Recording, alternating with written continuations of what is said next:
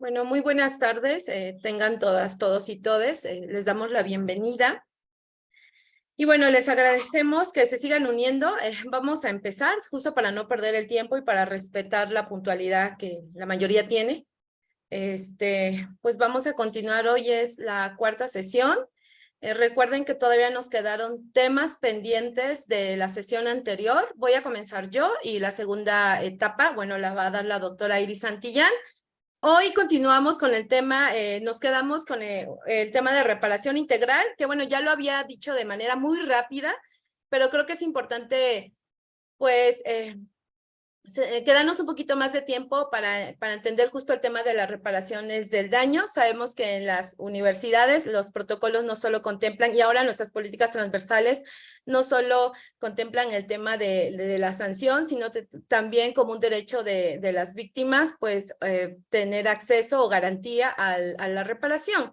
Sabemos que es un tema todavía, pues, muy complejo en el sentido de lo que implica, ¿no? La reparación. Quizá necesitamos no solo mayor capacitación en reparación integral, sino también los recursos, ¿no? Porque creo que eso es importante. Aunque no todo tiene que ver con el tema económico, quizá, no sé, me puse a pensar cuando estaba preparando este tema, que igual y convendría hablar un poco de, no sé, un fondo, así como se le exige a la Comisión de Atención a Víctimas, que tienen un fondo para el tema de la reparación, no sé, que las universidades tengamos un fondo, no necesariamente para el tema de reparación económica, ¿no? Porque sabemos que eso viene o deriva de un mandato jurisdiccional, de un juez o de una instancia de protección de derechos humanos, pero quizá para ver temas como de rehabilitación, de transformar la realidad que llevó a cabo, que generó incluso la violación a derechos humanos, ¿no? Entonces, no sé, eso me puse a pensar cómo podemos garantizar esta reparación integral. Quizás sean temas que tengamos que estar analizando un poquito más a fondo. Por ahora yo les voy a proyectar lo que establece la Ley General de Víctimas y cómo ante un caso concreto en la universidad se pudiera aplicar, ¿no? Estos mandatos legales.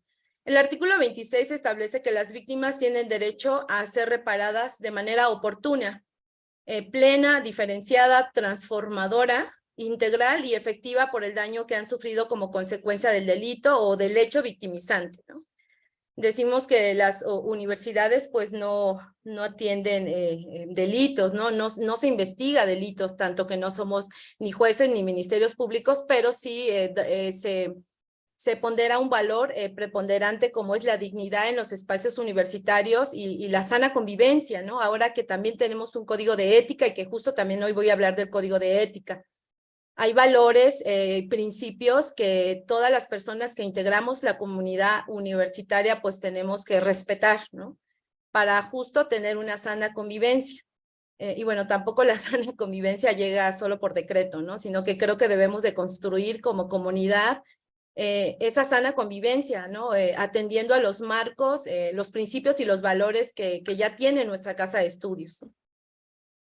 De manera que si los violamos, los transgredimos, ¿no? y cometemos hechos que victimizan a otra persona, pues tenemos que responder. Entonces, en ese sentido, las universidades no van a responder por delitos, ¿no? Pero sí por afectaciones a la sana convivencia, a la violación a los valores y principios que debemos de respetar todas las personas que integramos la comunidad universitaria. Entonces, a esto se refiere esta reparación, cómo vamos a reparar esa vida en dignidad que fue transgredida, cómo vamos a reparar esa educación libre de violencia, ¿no? El que se haya violentado el derecho a una vida libre de violencia de las mujeres. Si las víctimas tienen derecho a ser reparadas de manera oportuna y bueno, con todas sus características, dice porque hayan sufrido un daño a consecuencia de un delito o de un hecho victimizante que las ha afectado o de las violaciones de derechos humanos que han sufrido, comprendiendo medidas de restitución, rehabilitación, compensación, satisfacción y medidas de no repetición. Es decir, es un todo. O sea, no es solo una parte, o das medidas de rehabilitación, pero no das de satisfacción. La reparación es integral, ¿no? Incluso ya nuestra propia legislación universitaria habla de la reparación integral del daño, ¿no? Ahora, ¿qué es cada una de estas reparaciones? Cuando hablamos de la reparación integral, ¿a qué se refiere cada medida, no? La medida de restitución busca devolver a la víctima a la situación anterior a la comisión del delito o a la violación de sus derechos humanos frente a una violencia sexual.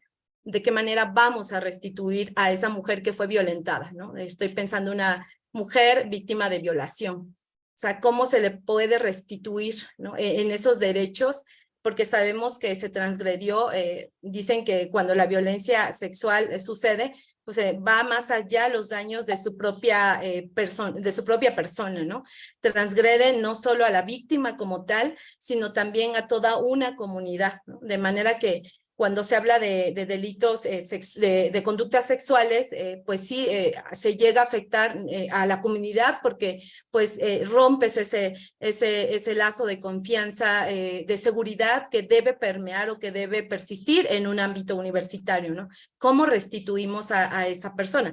Pues bueno, algunas autoras hablan de que se puede restituir en derechos, se puede restituir en libertades, y esos derechos van enfocados justo a tener una educación libre de violencia, que ya no vuelva a pasar incluso, ¿no? Y eso tiene que ver con las medidas de no repetición.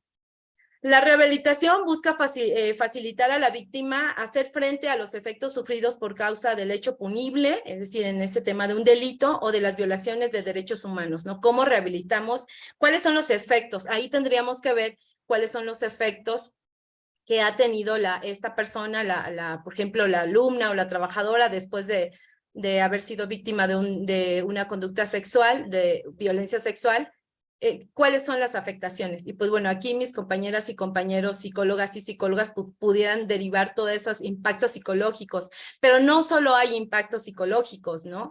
Hay impactos a su vida académica, ¿no? Mujeres que han sido víctimas de violencia sexual ahora tienen que estar acudiendo a CTA para el seguimiento de su acompañamiento psicológico, ¿no? CTA es el Centro de Terapia y Apoyo a Víctimas de Violencia Sexual, aquí en la Fiscalía, ¿no? Entonces tienen que acudir a CTA, tienen citas a ginecología, o sea, mujeres que han sufrido violación, pues tienen que asistir a ginecología, también las derivan a psiquiatría, o sea, hay mujeres con impactos tan graves de violación que quedan con daños anales, quedan con efectos, ¿no? Secundarios a su salud física, ¿no? Entonces, ¿cómo rehabilitar a esas mujeres? O sea, cómo garantizar que van a tener un acompañamiento tanto médico como un acompañamiento psicológico. De eso nos habla la rehabilitación.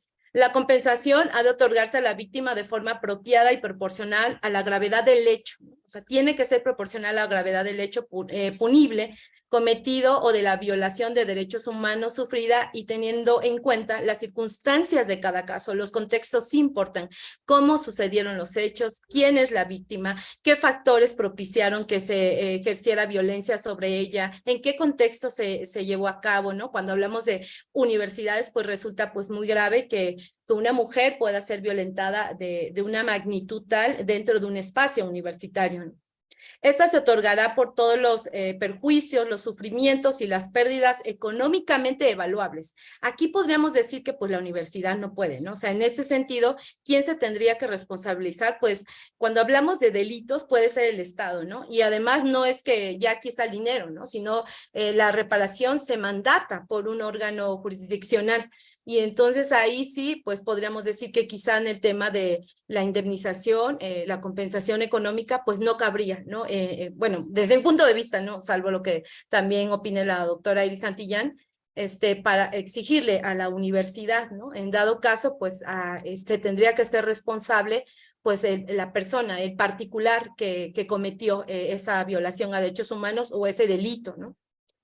La satisfacción busca reconocer y restablecer la dignidad de las víctimas. Aquí se me viene a la mente un caso donde un académico ejerció violencia, no solo política, ¿no? Sino desacreditó a una de sus colegas académicas pues diciendo que ella no cumplía con los requisitos para ser profesora visitante y pues se encargó de desacreditarla frente a toda prácticamente la división y pues la anduvo exhibiendo, o sea, la anduvo exhibiendo obviamente atentando contra su integridad, su trayectoria como académica, la denostó mandando un correo a varios compañeros y compañeras de la división a la que pertenecía la académica y ahí para mí la satisfacción consistiría en que haya una disculpa pública, o sea, no solo que se le haya sancionado al académico diciéndole esto no lo vuelvas a hacer, sino que hubiera una disculpa pública donde pudiera resarcir estos efectos que a ella le ocasionaron, no solo efectos psicológicos, sino también estaba su nombre, ¿no? Su nombre, su prestigio como académica y bueno, pues él se encargó de decir que pues no tenía el perfil, que no tenía los créditos, que ni siquiera era doctora, ¿no? Y entonces revisando toda la documentación de la doctora, pues sí hay afectaciones y decimos, bueno, hay que ver también eso con perspectiva de género porque efectivamente no, a las mujeres les cuesta un poco más a llegar en algunos puestos y ahí recuerdo que citamos la recomendación 36, que hablaba de cómo ciertos espacios académicos están pues mayoritariamente están ocupados por varones, ¿no? Y que a las mujeres pues tienen todavía esa discriminación y hay obstáculos que les han a ellas ocasionado que no puedan llegar a ciertos cargos académicos, que no puedan llegar a ciertos lugares, ¿no? Entonces ahí resarcir o satisfacer, las medidas de satisfacción serían que se pudiera restablecer en dignidad a esa académica que fue violentada, ¿no? Y no que solo el académico mandara un papelito ahí en privado, así como si tú entendiste mal o malinterpretaste, pues ya, te ofrezco disculpas. No era un tema de interpretación, la había desacreditado de manera pública frente a varias colegas y colegos académicas y académicos, y pues creo que las medidas de satisfacción iban en ese sentido, ¿no? O sea, no se trata de cuestiones económicas nada más. Las medidas de no repetición buscan que el hecho punible o la violación de derechos sufrido por la víctima no vuelva a ocurrir, es decir, que no se vuelvan esos patrones sistemáticos que han de impunidad, incluso que han permitido que exista. Voy a poner un ejemplo que no es parte de la universidad, pero estoy pensando en el tema de las desapariciones de mujeres en Ciudad Juárez. Cuando la Corte Interamericana en la sentencia Campo Algodonero pues establece cuál fue la causa, el motivo de esta discriminación o esa desaparición de mujeres es porque permeaba un clima de discriminación contra estas mujeres. Entonces, no solo bastaba esta sentencia era muy clara porque decía que había que justo eliminar esas causas que dieron origen a que estas mujeres siguieran desapareciendo, ¿no? Y bueno, ya eso fue en el 2009, estamos en el 2022 y esas causas no se han erradicado. O sea, de manera que no hay medidas de no repetición porque las mujeres siguen desapareciendo pues a plena luz del día, ¿no? Estamos en la Ciudad de México y en la Ciudad de México pues veamos las estadísticas de cuántas mujeres desaparecen a la semana aquí en la Ciudad de México. Entonces, no hay medidas de no repetición, o sea, no se garantiza, las víctimas las encuentran, se las entregan a su familia, mira, aquí está, ya la encontramos, pero no están atendiendo a los factores que han propiciado que las mujeres sigan desapareciendo. Aquí les voy a poner, bueno, esas serían pues las medidas que tenemos que tomar en cuenta para la reparación integral del daño. La restitución, la rehabilitación, la compensación, la satisfacción y las medidas de no repetición. Ahora, ¿qué sí puede otorgar la universidad? O sea, que cuando hablamos de reparación integral, no pensemos en una indemnización económica, ¿no? Bueno, ya se le causó el daño y vete a pagar tu psicóloga. No, no es eso. Tenemos que generar mejores condiciones que eliminen esa discriminación contra las mujeres y que también permitan que otras mujeres no pasen por lo mismo. Voy a hablar aquí, es un breve caso, obviamente está protegida la identidad de las partes, datos personales de las partes y para que, pues como un ejemplo para poder ver de qué manera le podríamos reparar el daño a esta persona, a esta alumna. Es un caso de una alumna de licenciatura, el agresor es un profesor. Hechos, la alumna le envió mensajes al profesor porque tenía dudas respecto a su materia. A su WEAN. Fue así como él tuvo su número de contacto personal, o sea, tuvo el contacto personal del alumno. Empezó en ese momento a enviarle mensajes vía WhatsApp, refiriéndose a ella como hola guapa, hola hermosa, además de hacerle preguntas de tipo personal como ¿tienes novio? Dichas preguntas las hacía de noche. En una ocasión, la alumna estaba despierta haciendo tarea y le envió un mensaje para preguntarle, hola hermosa, ¿sigues despierta? Ella no le respondía para ver si así el profesor dejaba de enviarle mensajes, pero él continuó haciéndolo. En una ocasión le envió 2 enlaces a su correo electrónico y cuando ella los abrió eran 2 películas y el mensaje decía, 2 películas de amor para ti. Espero que podamos comentarlas. A partir de ahí, la alumna decidió bloquear su número, pero él buscó contactarla vía redes sociales, enviándole una solicitud de amistad a Facebook, la cual no aceptó. Terminó el semestre y ella decidió no continuar inscrita con el profesor, ya que él continuaba con la materia en un nivel 2. Como ella no se inscribió con él, le envió un correo preguntándole, hola hermosa, ¿por qué ya no te veo en mi clase? ¿Me abandonaste? Eso no son todos los hechos, ¿no? Solo es como para que podamos tener una idea de, pues, de este hostigamiento por parte del académico sexual y ya luego tendríamos que ver si hay una connotación de sexual y por qué tendría que haber una connotación de sexual. Pero bueno, dejémoslo ahora en hostigamiento, ¿no? Porque hay una relación de poder. Yo sé que hoy vamos a ver tipos y modalidades de violencia, de manera que algunas preguntas me las voy a saltar, ¿no? Porque aquí hago preguntas como, ¿qué tipo de violencia por razón de género se configura?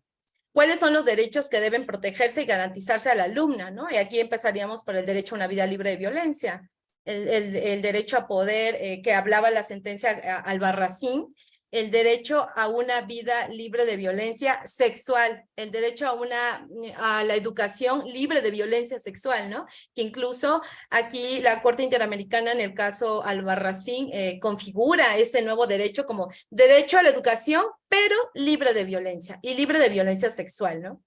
Entonces aquí podríamos pues responder estas preguntas, ¿no? Que así, pues por ahora no, porque no hemos visto tipos y modalidades.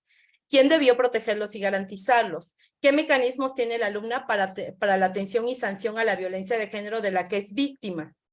En el supuesto de que del procedimiento iniciado ante la Secretaría de Unidad derive una sanción, o sea, ya sea una suspensión o rescisión de la relación laboral del académico, ¿cómo deberá la universidad garantizar a la víctima la reparación integral del daño? O sea, ¿cómo atendiendo a esas medidas de la que nos habla el artículo de la ley, artículo 26 de la Ley General de Víctimas, cómo tendría la universidad que garantizar? Es decir, ya hubo, supongamos que hubo una suspensión, no hubo una rescisión, no, una suspensión. El profesor, una semana sin goce de sueldo, ¿no? ¿Cómo reparas a esa víctima? Restitución, bueno, voy a tomar, que si podríamos, que no, desde mi punto de vista, no desde mi enfoque como abogada también y además como defensora y como encargada de una unidad de género, ¿no? La restitución, hay que restituir a esa alumna, pero no solo a ella, a todas las que han convivido, han tomado clase con este académico. Restitución de derechos y libertades, ¿no? El derecho a una vida libre de violencia, el derecho incluso a un tema de salud, porque la alumna estaba muy afectada.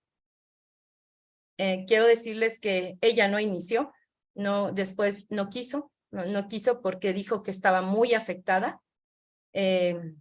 demasiado afectada. Después vinieron otras mujeres a denunciar al mismo profesor, ¿no? La restitución de derechos y libertades. ¿Qué libertades? O sea, libertad de qué, cómo podemos garantizar incluso de movilidad, de poder convivir, ¿no? En ese espacio sintiéndose segura. ¿Cómo le podríamos restituir ahí a esta alumna en derechos y libertades? La rehabilitación, cómo garantizar que se pueda disminuir y combatir los efectos a raíz de la violación a los derechos humanos de la alumna. O sea, ¿cómo voy a disminuir esos impactos? Contamos con psicóloga. Esas psicólogas pueden dar el acompañamiento con enfoque de género y derechos humanos o van a revictimizarla también. O son psicólogas que nunca han atendido a víctimas de violencia sexual, o víctimas de violencia de género, o sea, ¿cómo voy a rehabilitar a esa mujer? ¿Cómo la voy a apoyar? Porque bueno, ya hubo, supongamos que hubiera una suspensión. En el caso que les estoy comentando, no hubo porque ella no decidió no iniciar, ¿no? Entonces, aquí es importante cuando les digo que por qué no se inician investigaciones de oficio, ¿no? Cuando ellas no quieren iniciar, pero sabemos con los hechos que nos están dando que sí hay indicios y pruebas de que efectivamente esa persona hostigó sexualmente, ¿no? Entonces hay que buscar la manera en que se le va a brindar esa rehabilitación. El tema de la compensación, que va más enfocado a lo pecuniario, pues ahí sí les pongo una interrogación, ¿no? Porque creo que en ese sentido creo que las universidades ni tendríamos el recurso, más bien yo creo que aquí la víctima sí tendría que denunciar el delito, ¿no? Como un delito como tal ante una fiscalía, y tendría que ser la comisión, la dirección de atención a víctimas quien pudiera darle esa compensación, claro, a raíz de que un juez lo decrete, ¿no? Esa compensación. ¿Y cómo se obtiene esa compensación? Pues claro, a raíz también de todos los gastos que tienen ellas, lo que gastan en transportes, porque por ejemplo hay víctimas que son víctimas mujeres que son víctimas de delitos y van a denunciar a la fiscalía y de pronto me dicen, oye, Soco, fíjate que hoy no tuve ni para el pasaje para llegar a la fiscalía, o pagué un Uber porque tenía yo que llegar a tiempo a mi cita y del Uber me gasté tanto, ¿no? Entonces, eso pues ellas los van guardando para cuando venga el tema de la reparación del daño y puedan pues hablar de qué cantidad, ¿no? Se les tiene que reponer. La satisfacción, que tiene que ver con las garantías de satisfacción, cómo vamos a restituir en dignidad a esta mujer a esta alumna que ha sido pues víctima en un espacio donde se supone ella iba a recibir pues ciertos conocimientos de una materia, de una UEA, y fue hostigada, ¿no? Por parte de un profesor, ¿no? Entonces, creo que aquí sí tendremos que ver cómo restituir en dignidad, porque pues obviamente cuando nos comentan, no, yo ya no voy a iniciar nada porque realmente ya no quiero, no me quiero también meter en problemas, me da miedo, ¿no? O sea, aquí hay que atender a los factores que tienen las mujeres cuando no denuncian y no solo decirles, es que no denunciaste a tiempo, ¿no? Sino que ver todos los factores que impiden que las mujeres denuncien. Mucho tiene que ver porque todavía están en clases con los profesores, porque temen las represalias, porque no hay redes de apoyo, porque sus papás no las apoyan, sus papás o mamás o familiar nuclear. De pronto hay alumnas que te dicen, no me quiero meter en problemas porque si mi mamá, mi papá se entera, en pandemia, por ejemplo, cuando dábamos asesorías jurídicas virtuales, las alumnas se tenían que esconder porque estábamos estaban en casa y ellas nos comentaban, pues es que no puedo a esta hora porque está mi papá o mi mamá y pues ya van a ver van a enterarse de lo que me pasó en la universidad y me van a decir que me estoy metiendo en problemas. Entonces, las alumnas incluso buscaban espacios a solas para que pudiéramos tener una asesoría jurídica con ellas, ¿no? Entonces, pues ahí ver todos esos factores que les impiden a las mujeres denunciar.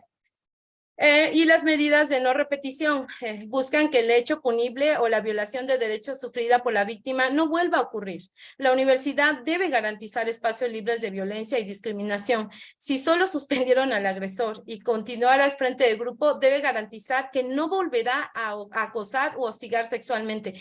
Como en este caso, pues obviamente, pues, saben, ahora el caso de Boaventura, ¿no? De Sousa, pues creo que es un académico que pues era muy, con todo el prestigio académico que tenía, pues bueno, a mí me encantó que saliera a varios comunicados de universidades, incluso la Flaxo, que dijo que se la había separado de sus cargos como profesor en tanto se realizaban las investigaciones. Y ahí no se está atentando con su presunción de inocencia ni su derecho a audiencia, no.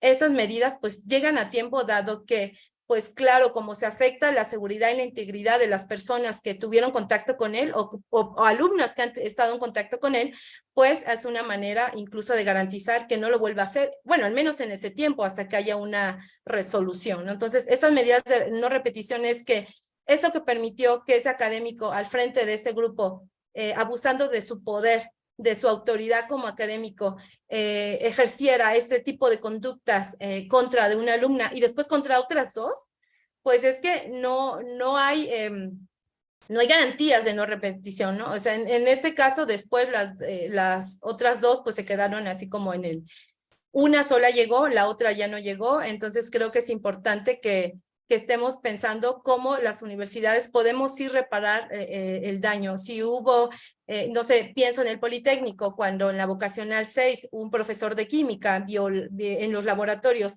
ejerció violencia sexual, bueno, cometió violación contra una de las alumnas, en ese momento recuerdo que en el Politécnico detuvieron al profesor, se realizaron las investigaciones y bueno, ¿qué motivó?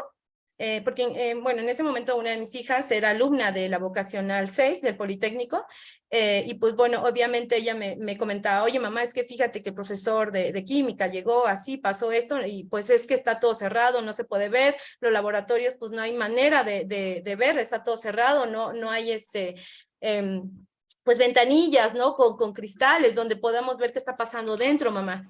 Bueno, ¿qué hizo el Politécnico? Después cambió, modificó esas puertas, ¿no? Para que se pudiera ver y ya, pues incluso prevenir un tema de que no se vuelva a ocurrir. Digo, no tiene nada más que ver con la infraestructura, implica algo más, pero bueno, ahí ya estaba tomando algunas medidas para que esos lugares ocultos donde nadie ve, donde no hay vigilantes que estén al pendiente, pues eso no volviera a ocurrir. Bueno, además que el profesor pues está sufriendo, bueno, está ahora encarcelado. La legislación de la universidad, y que creo que tenemos que tener muy en cuenta toda la legislación que tiene nuestra universidad armonizada ya con perspectiva de género. Digo, a lo mejor nos falta todavía un poco más, pero se sigue, ¿no? Se sigue armonizando esta legislación universitaria, la UAM lo está haciendo, y que creo que es de aplaudirse, ¿no? Porque cuando el paro de la UNAM, yo recuerdo que nada más modificaron el estatuto y después se modificó también el tema del reglamento de la defensoría de la UNAM para que dar cabida a la atención de los casos de violencia de género. Pero aquí en la UAM, pues a diferencia es que se han reformado la mayoría, bueno, no la mayoría, no, pero un gran número de reglamentos, y que esos reglamentos son importantes porque ya están transversalizados con perspectiva de género. Digo, todavía falta mucho porque en eso ahora se está esta comisión encargada de revisar integralmente la legislación, pues está encargada del protocolo general, del protocolo para la UAM. Pero bueno, creo que estas reformas son importantes en tanto que nos dieron a quienes estábamos atendiendo los casos luz, nos dieron fundamentos, ¿no? Porque anteriormente cuando enviábamos yo estoy hablando del 2019, principios del 2020, se remitía un caso a comisión de faltas con una conducta que tenía que ver con violencia de género, y pues te decían, no aplica porque esa falta no está reconocida en el reglamento, ¿no? Que nada más era violencia física y amenaza, si no me recuerdo, ¿no? Como falta grave. Y bueno, y si me estoy equivocando, aquí hay compañeros y compañeras abogadas y abogadas que me corrijan. Pero anteriormente nada más eran esas faltas, ese tipo de faltas. Y cuando se me remitía un caso, pues o lo desestimaban o simplemente decían que pues no había, o sea, no, de acuerdo al principio de legalidad, no se podía analizar una falta que no estaba reconocida por la legislación. Entonces, fue muy importante cuando en el 2020 se aprobaron estas reformas que fueron a iniciativa de la UAM Lerma, de incluir en el reglamento del alumnado las faltas que tienen que ver con la violencia de género. Entonces, aquí, de todos modos, me comentaba el doctor Jorge Garza que si van a tener acceso a las grabaciones, claro que sí, y pues ahí ustedes podrán ver y descargar también pues toda esta normatividad que ya se ha avanzado en cuanto a las revisiones integrales para que tengan un enfoque de género. Tenemos el reglamento orgánico, el reglamento del alumnado. El reglamento orgánico fue en el 2022, el reglamento del alumnado, esta reforma fue del 16 de diciembre de 2020, ¿no? Una reforma relacionada con la iniciativa del Consejo Académico, y aquí hay que reconocerlo, que fue el Consejo Académico de la Unidad Lerma, para reformar los artículos 10 y 11 del reglamento de alumnos, del alumnado. Reglamento interno de los órganos, el RIOCA, ¿no? Que también ustedes ya conocen en qué consistió esta reforma, y si no, pues les invito a que revisen en qué consistió esta reforma, qué disposiciones tienen en tema de perspectiva de género. La legislación universitaria también modificó su lenguaje, ¿no? Para utilizar un lenguaje incluyente, un lenguaje inclusivo, no opresivo, y que nos demanda además Pues a lo mejor no, sí es un mandato dado que ya están las políticas transversales y en los propios reglamentos, pues ir modificando, ¿no? Pues poco a poco, tampoco les estamos como imponiendo, pero sí es necesario, porque este lenguaje tiene que ver con el respeto de las identidades, tiene que ver con el respeto de todas las personas y que todas las personas se sientan incluidas en ese lenguaje, ¿no? Las políticas transversales para erradicar la violencia por razones de género, que pues son una maravilla y que ahorita también les voy a presentar ciertas políticas transversales que me parece importante que tengamos muy presentes, ¿no? Y que ya nos están dando guía, ¿no? Ya nos están orientando en cómo se tiene que modificar la vida la vida, las actividades sustantivas de la universidad. Las políticas transversales de inclusión, equidad, accesibilidad y no discriminación, código de ética, los protocolos que tiene nuestra universidad. Por eso me sorprende cuando de pronto decían, no, pues ya queremos que esté este protocolo y que ya lo empecemos a utilizar. A ver, calma, tenemos protocolos, los estamos implementando ya desde, yo creo que Xochimilco es la primera unidad académica que tuvo un protocolo y pues hay que reconocer que esos protocolos han existido, ¿no? Y que incluso aunque no existieran, y cuando teníamos la Unigénero un caso de violencia de género y no estaba en el reglamento, argumentábamos con perspectiva de género y con un enfoque de derechos humanos, utilizando también los temas de los principios de pro persona, ¿no? Y diciendo, bueno, no lo contiene tu normatividad, pero la legislación nacional e internacional sí la contiene. Y con base al artículo 1 constitucional, tú tienes que atender esos derechos humanos que ya están reconocidos. Hacíamos una argumentación jurídica con perspectiva de género, aun cuando no estuvieran en la normatividad universitaria, ¿no? Por eso es importante poder atender a este enfoque de género. El código de ética y los protocolos y los acuerdos de creación. Y ahí, bueno, no me quiero tardar mucho. Yo sé que a mí me emociona mucho hablar y exponer estos temas porque creo que si queremos analizar casos con este enfoque, tenemos que tomar en cuenta, tenemos que hacer una interpretación sistemática tanto de nuestra normatividad como la de los tratados internacionales, como la sentencia de la Corte, como las recomendaciones, ¿no? Y por eso este curso, creo que la vez pasada dijeron que pues era muy legal, ¿no? Como que era muy jurídico, pero pues se analizan así los casos, que justo se resuelven, ¿no? Tomando en cuenta toda esta normatividad. Y que digo, la UAM tiene esta riqueza en materia jurídica, o sea, ya la tenemos, ahora solo hay que utilizarla, ¿no? Hay que interpretar esta normatividad. Y los acuerdos de las unidades, porque somos tan diferentes, ¿no? Los acuerdos de creación se hicieron con ciertas funciones para cada unidad de género, que bueno, eso no es que haya ocasionado que esté mal, ¿no? Sino que básicamente creo que cada unidad académica, pues de acuerdo a sus contextos, de acuerdo a sus recursos, pues creó estas unidades de género y con ciertas funciones, ¿no? O a lo mejor priorizando ciertas necesidades, ¿no? Decir, bueno, a lo mejor aquí no tengo tantos casos y yo voy a priorizar mejor que sea una comisión, una unidad, perdón, para la igualdad, ¿no? Como en Azcapotzalco, donde incluso la compañera Rocío Padilla, pues bueno, toma en cuenta muchísimos ejes, ¿no? Para transversalizar la perspectiva de género en toda la UAM Azcapotzalco, ¿no? Entonces, todas las unidades han tenido todas las unidades académicas han creado estas unidades de género con ciertas funciones, pues con ciertas atribuciones, con ciertos recursos, con ciertos equipos.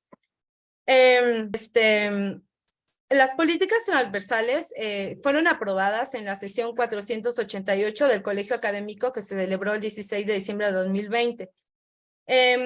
Esta parte de la exposición de motivos, este parrafito siempre lo ocupo, siempre lo utilizamos para cuando vamos a remitir un caso o cuando vamos a resaltar que es importante que se atienda la violencia en los espacios universitarios, ¿no? Los espacios universitarios no se encuentran libres de manifestaciones violentas y discriminatorias, ni de conductas y expresiones relacionadas con la violencia por razón de género y sexual. Como esta problemática es sistemática y atenta contra la seguridad, derechos y libertades de las mujeres y de las personas de la diversidad sexual, es necesario y urgente que la universidad tome las acciones que le permitan prevenir, atender, sancionar y erradicar estos comportamientos y estereotipos de género que se han normalizado.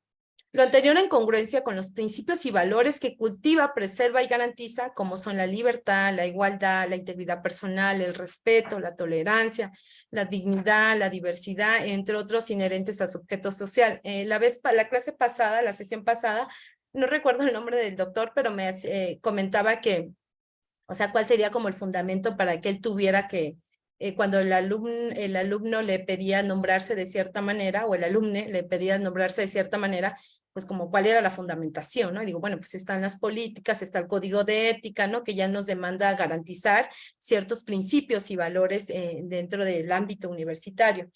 Estas políticas se estructuran en 4 apartados: el espacio universitario libre de violencia, y lean de verdad estas políticas, porque ahí nos da mucha luz, ¿no? Sobre cómo debemos de intervenir, qué lineamientos incluso nos están faltando en la universidad para poder aterrizar también esas políticas.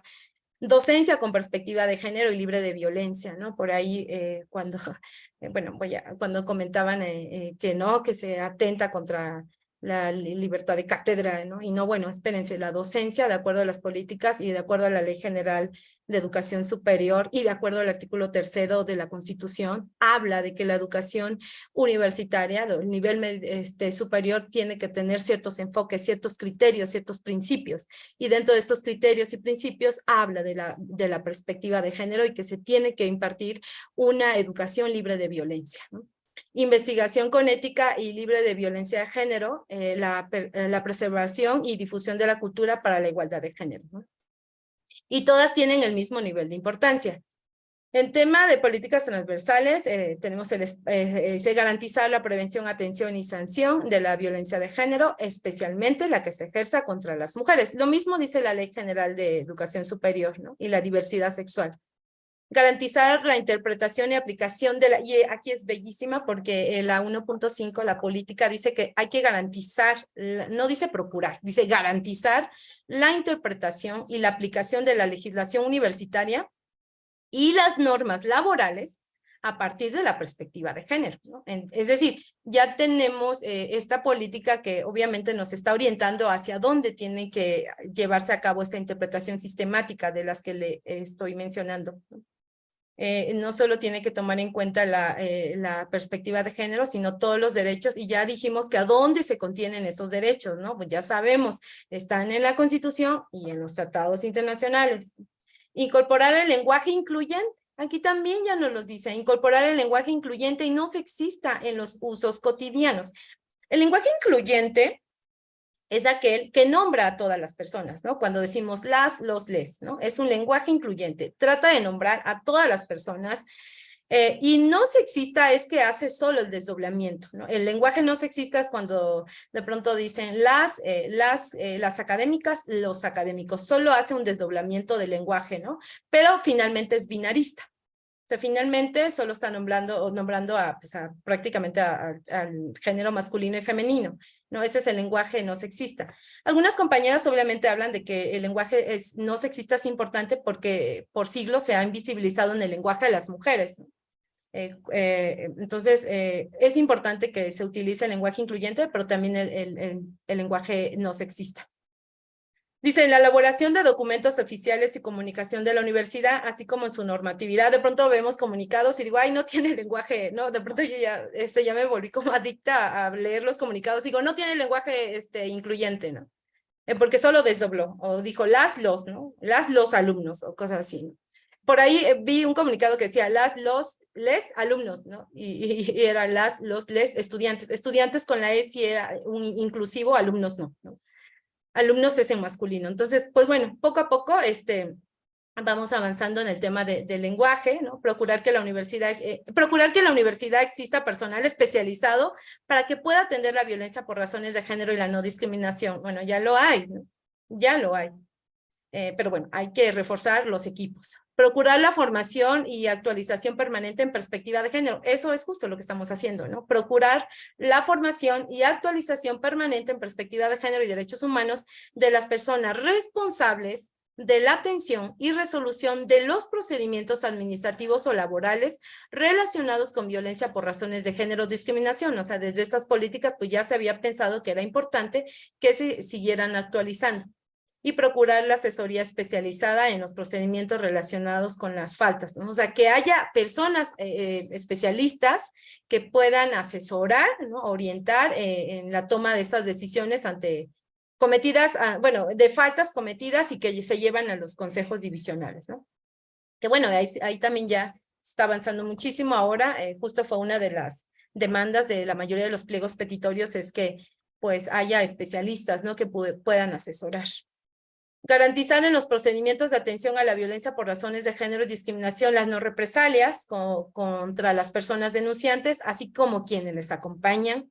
Establecer medidas de protección para las personas de la comunidad universitaria en situación de violencia y garantizar que los actos u omisiones constitutivos de violencia contra las mujeres y la discriminación sean sancionados en concordancia con la normatividad y con los estándares, ¿no? Y ahí volvemos a un tema de interpretación sistemática, ¿no? De una interpretación con enfoque de género y derechos humanos, ¿no?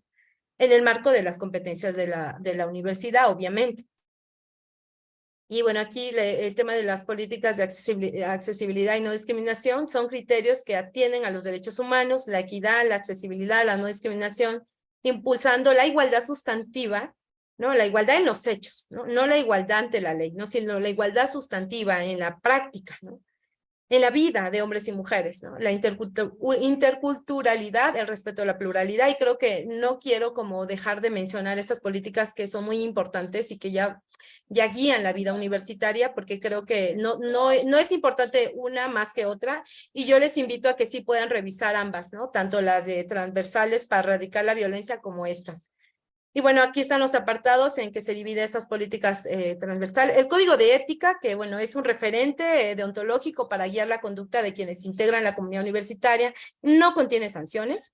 Se espera sea una contribución importante para la promoción de la cultura de paz en la universidad en la medida que se observen los principios. O sea, claro, en la medida de que podamos respetar los principios, los valores y los compromisos que tenemos como integrantes de la comunidad universitaria, pues vamos a poder hablar de que pues vamos avanzando, ¿no? A un tema de cultura de paz. O sea, la cultura de paz tampoco llega como por mandato, por decreto, ¿no? O sea, para garantizar que haya una cultura de paz también es importante, y bueno, lo consideramos otras colegas, que tiene que haber justicia, ¿no? Cuando hay violencia y hay violencia en los espacios universitarios, no puede llegar la paz así solo porque sí, ¿no? Tenemos que hacer eficaces los mecanismos de acceso a la justicia para que podamos, pues, aminorar las consecuencias de las víctimas que han sufrido este tipo de agresiones y sobre todo poder construir estos espacios que tanto estamos demandando que haya una cultura de paz, así como pedimos que haya una cultura de denuncia, cuando decimos que haya cultura de la denuncia, pues sí, pero cuando denuncien que haya sanciones o que haya consecuencias, ¿no? Porque si no hay consecuencias, pues entonces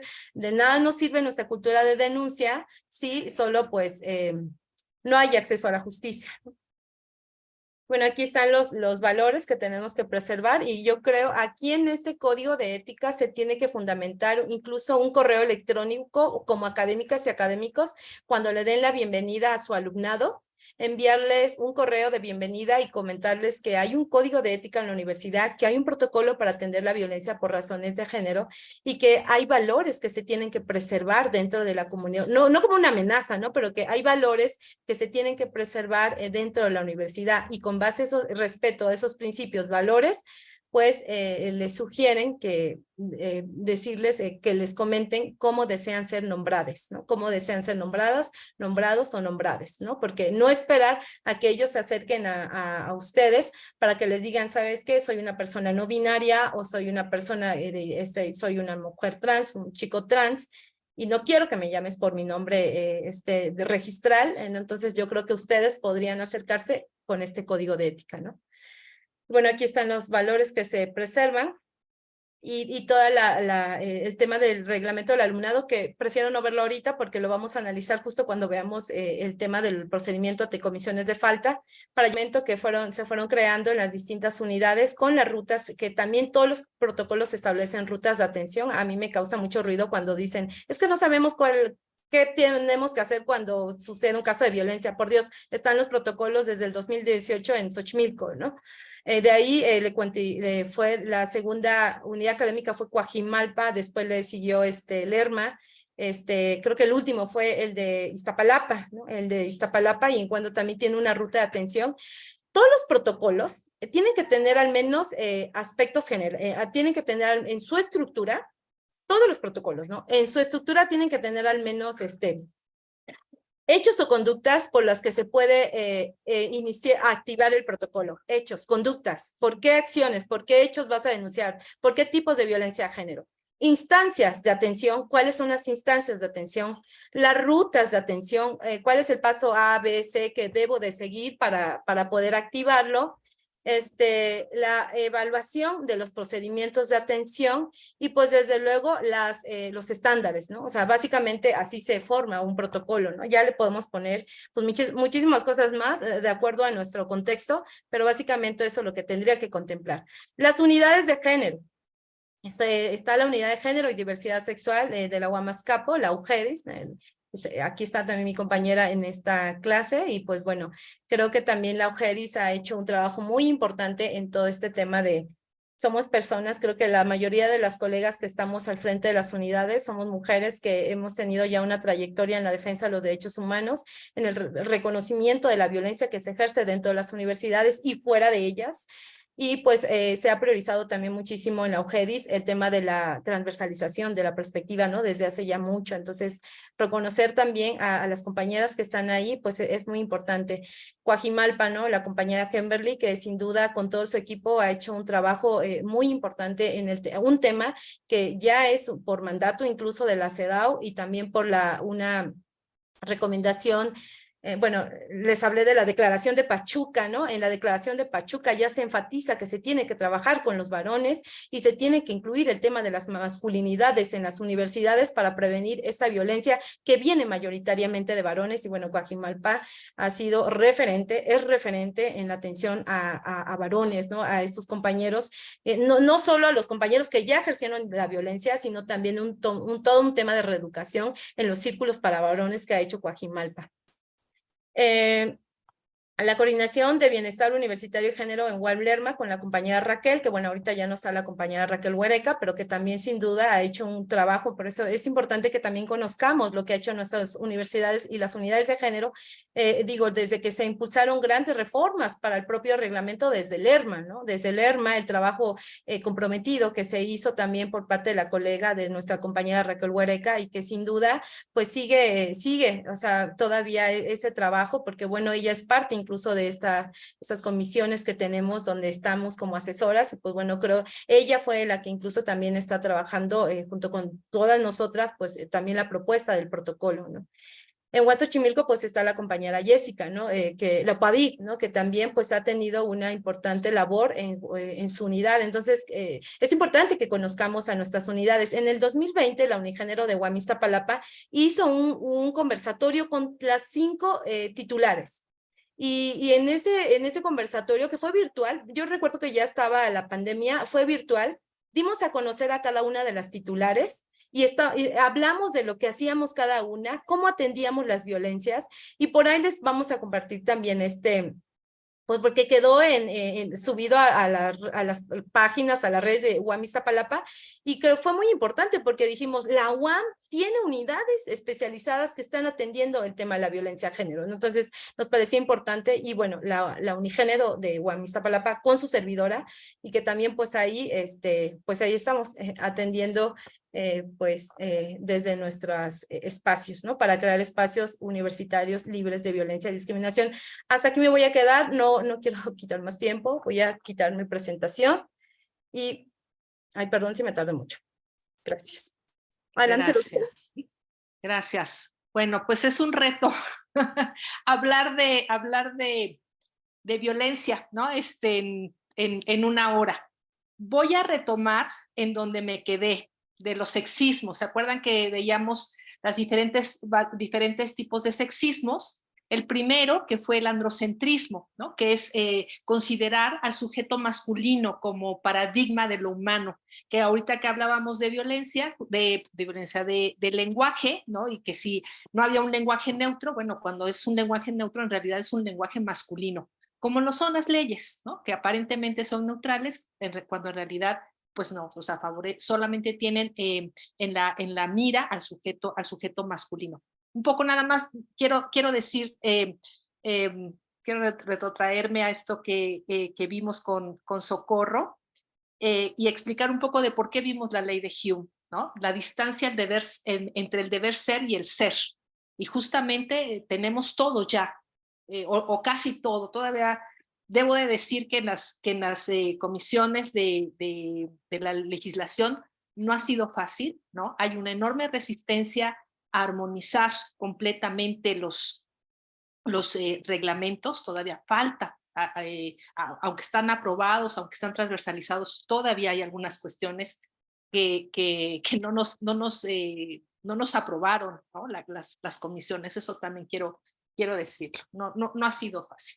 Bueno, no voy a ver todas las formas de sexismo, así muy rápidamente hablar de la tercera forma de sexismo, que es la insensibilidad de género, y que se presenta cuando se ignora la variable género como socialmente importante y válida.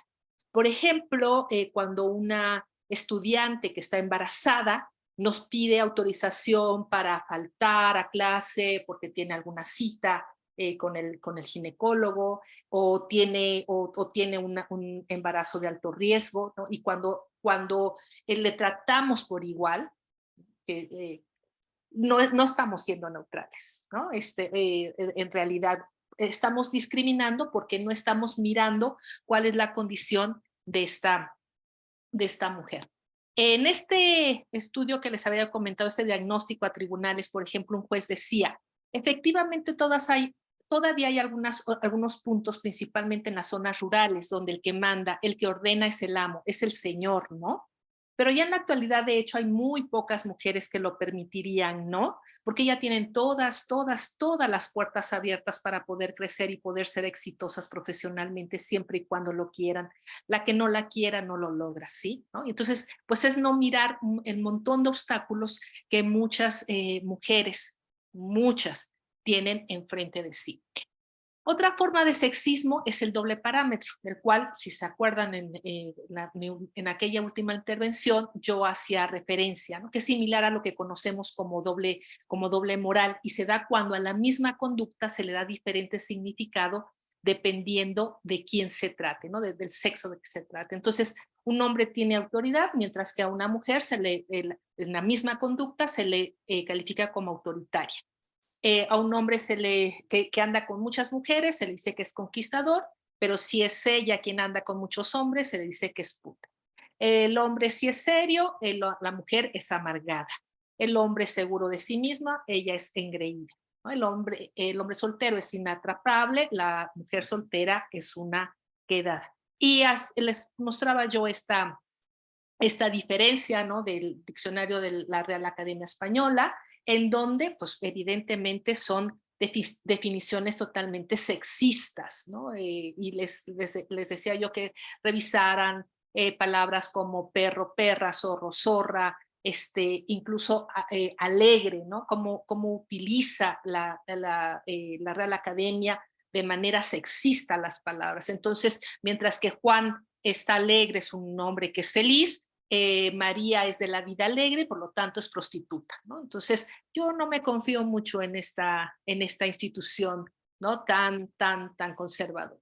En fin, otra forma de sexismo es el deber ser para cada sexo y consiste en partir de lo que se espera de una mujer normal y de un hombre normal, ¿no?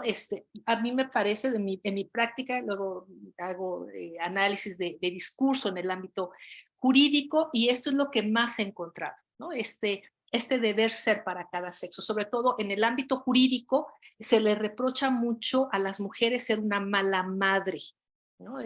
No existe el tipo penal de mala madre y sin embargo se les sanciona, incluso no en el ámbito penal solamente, sino en el ámbito familiar, ¿no? Les quitan la custodia de los hijos, etcétera, etcétera. Puse aquí el ejemplo de una querida colega, una amiga mía, a quien en pleno colegio académico, en consejo académico en Azcapotzalco, un profesor dijo abiertamente, esta profesora siempre habla mucho y nadie la ha puesto en su lugar, ¿no? Lamentablemente nadie miró esa violencia simbólica que le infligieron a mi amiga, ¿no? Y es esto, o sea, este deber ser de cada sexo, o sea, habla mucho. Las mujeres no deben de hablar demasiado, ¿no? Calladita te ves más bonita, y nadie la ha puesto en su lugar, ¿no? O sea, su lugar es arrinconada, callada, etcétera. También en esta parte del deber ser de cada sexo me parece que es importante mencionar el tema de la buena víctima, ¿no? De cómo se exige de alguna forma ciertas características que debe de cubrir la víctima. Eh, como ser, hay un libro que se llama A las niñas bien no les pasa nada, ¿no? Entonces, claro, le pasó, o sea, ¿cuántas veces en consejos divisionales, en las comisiones de faltas, le reprochan a la víctima haber estado bebida o haber estado drogada o estar en una hora determinada, ¿no? O sea, eso, es decir, no, este deber ser de cada sexo, que le corresponde a las mujeres, lo está incumpliendo y por lo tanto se le reprocha. Siguiente forma de sexismo es el dicotismo sexual y consiste en tratar a los sexos como diametralmente opuestos y diferentes. Eso pues desde la educación, ¿no? Nos han educado diametralmente opuestos. Mientras el niño es activo, la niña es pasiva, él es fuerte, ella es débil, etcétera, ¿no? Entonces, lo masculino representa cultura, mientras que lo femenino naturaleza, lo masculino racional, lo femenino irracional, lo masculino objetivo, lo femenino subjetivo, lo masculino superior, lo femenino inferior, ¿no? Él es fuerte, ella es débil. Y pongo un ejemplo, cuando trabajaba yo en Procuraduría hace mucho tiempo, a todos los hombres les llamaban licenciados y a todas las mujeres nos decían señoritas, aunque tuviéramos un título. Y un ejemplo último, ya más reciente, yo ya tenía el doctorado, un profesor mío compartía su cubículo conmigo y llegaban los estudiantes y a él se referían como doctor y a mí como señorita, ¿no? Entonces siempre presente este dicotismo sexual. Acá traje un texto de Alfonso Reyes Echandía, un criminólogo colombiano, en donde se muestra claramente este dicotismo, ¿no? En tanto que el hombre se siente impulsado a la actividad, la mujer busca la seguridad. Mientras que el hombre tiene una tendencia a la abstracción, la mujer se inclina al concretismo. A tiempo que aquel busca el prestigio, esta prefiere el bienestar. En la medida en que aquel adopta una actitud sadista, esta muestra una tendencia masoquista. Si el hombre utiliza los juicios de forma, la mujer emplea los de valor. En tanto que aquel posee un conocimiento lógico, en esta predomina el conocimiento intuitivo, ¿no? Ahí está clarísimo este sexismo. Y finalmente el familismo, como séptimo forma de sexismo, y este familismo consiste en la identificación de la persona humana con la mujer familia, o sea, hablar de las mujeres y relacionarlas siempre con la familia. Recordemos que nosotras pasamos de ser las hijas de, las hermanas de, la novia de, la señora de, la ex de y hasta la viuda de, ¿no? Siempre está esta relación.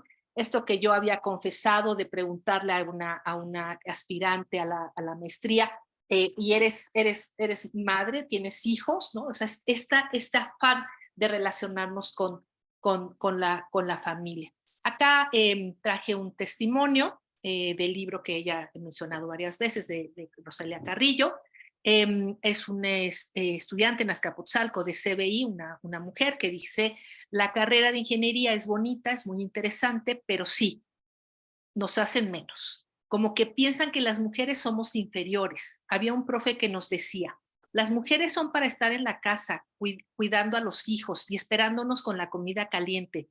¿Ustedes qué hacen aquí quitándole al lugar a ingenieros brillantes? A mí se me hace que tienen miedo a que les superemos, dice la estudiante, ¿no? Acá encontré este texto en Facebook, ¿no? Esta nota que dice, yo no quiero tener hijos, no quiero esta responsabilidad ni este compromiso, no me siento capaz, tampoco tengo este reloj biológico, ni tampoco tengo este instinto maternal que de pronto surge, dice esta actriz, ¿no? Y vemos cuál es la respuesta de hombres y mujeres respecto a esta decisión propia, ¿no? En resumen, eres estéril y quieres disimular. Desde que se inventaron los pretextos, ya nadie queda mal, ¿no? Esta mujer dice que se interne en el psiquiátrico y le dé un curso de antiegoísmo. O sea, el decidir no ser madre es totalmente egoísta, ¿no? A los ojos de esta mirada androcéntrica. Dice, pues se lo pierde. Ser madre no es solo una obligación y una mujer como ella que tiene el billete suficiente no sería una gran carga económica, como lo ven muchas mujeres. Un hijo crece y el amor es eterno. Bueno. Termino con los sexismos y abro un pequeño paréntesis porque en la segunda sesión quedó pendiente, a pregunta de un colega, ¿qué es la debida diligencia? ¿No? O sea, hemos hablado varias veces, hemos hecho referencia a la debida diligencia. ¿Qué es? Pues actuar conforme a los estándares más altos, ¿no? En materia de derechos humanos, en lo que se trata de la atención a la violencia por razones de género. En el artículo 5º, fracción 16 de la Ley General de Acceso de las Mujeres a una Vida Libre de Violencia, se define esta como la obligación de las personas, aquí anotan servidoras públicas, pero en realidad es para todas las personas que tienen algún trato con esta violencia, ¿no? De las personas servidoras públicas de prevenir, atender, investigar y sancionar la violencia contra las mujeres de manera oficiosa, oportuna, competente, independiente, imparcial, exhaustiva, garantizando la participación individual y colectiva de las mujeres para garantizar el derecho a una vida libre de violencia, a la verdad, la justicia y la reparación integral y transformadora, ¿no? O sea, todo esto implica la debida diligencia, o sea, actuar pues conforme a la norma. Ya vimos que además pues hay mucho a lo cual estamos obligados como institución a cumplir. Vamos ahora rápidamente entonces a hablar sobre la violencia de género en contra de las mujeres. Para empezar, doy una definición que ofrece la Organización Mundial de la Salud de manera genérica respecto a la violencia, ¿no? Porque muchas veces cuando hablamos de violencia se nos viene a la mente solamente aquellas que se ve representada a través de la violencia física, los golpes, ¿no? Los golpes, las muertes, eso. Y me parece que a veces eso origina que muchas veces no identifiquemos que lo que hacemos o lo que vivimos es violencia. Entonces, la Organización Mundial de la Salud ha definido esta como el uso intencional de la fuerza o el poder físico de hecho o como amenaza contra uno mismo, otra persona o un grupo o comunidad que cause o tenga muchas probabilidades de causar lesiones, muerte, daños psicológicos, trastornos del desarrollo o privaciones. Naciones Unidas específicamente define la violencia contra las mujeres como todo acto de violencia de género que resulte o pueda tener como resultado un daño físico, sexual o psicológico para la mujer, inclusive las amenazas de tales actos, la coacción o la privación arbitraria de libertad, tanto si se producen en la vida pública como en la privada. Debo de hacer una anotación, y es que no hay una convergencia, digamos, no hay una sola definición sobre qué es la violencia contra las mujeres. Incluso hay una discusión si es lo mismo violencia contra las mujeres que violencia contra las mujeres por razón de su género. Yo creo que sí hay diferencias, no es lo mismo una violencia que se da, por ejemplo, en alguna discusión en donde no tenga que ver, o sea, estoy discutiendo con una persona que me chocó el carro, ¿no? Me chocó el carro y entonces, y no me quiere pagar. Y estoy discutiendo y a lo mejor soy violenta y la golpeo, ¿no? Golpeo con un bat, porque a veces quisiera traer un bat para defenderme, ¿no? Entonces la bateo con un bat. Pero lo hago no tanto, es una violencia contra una mujer, pero no es en razón de su género, ¿no? Entonces, hay una distinción, insisto, hay toda una discusión al respecto. Por eso, pues me quiero ceñir mucho a las definiciones institucionales. Voy a retomar el triángulo de Johan Galtung. Ustedes saben que Galtung es como un referente sobre el tema de la violencia, ¿no? Y él identifica que la violencia es como un iceberg, ¿no? De modo que la violencia visible es solo una pequeña parte del conflicto. Disminuir o suprimirla supone actuar ante todos los tipos de violencia. Es decir, esta violencia directa es lo que alcanzamos a ver, pero por debajo hay esta violencia cultural y estructural, que es la que sostiene, ¿no?, esta violencia. Entonces tenemos que, pues,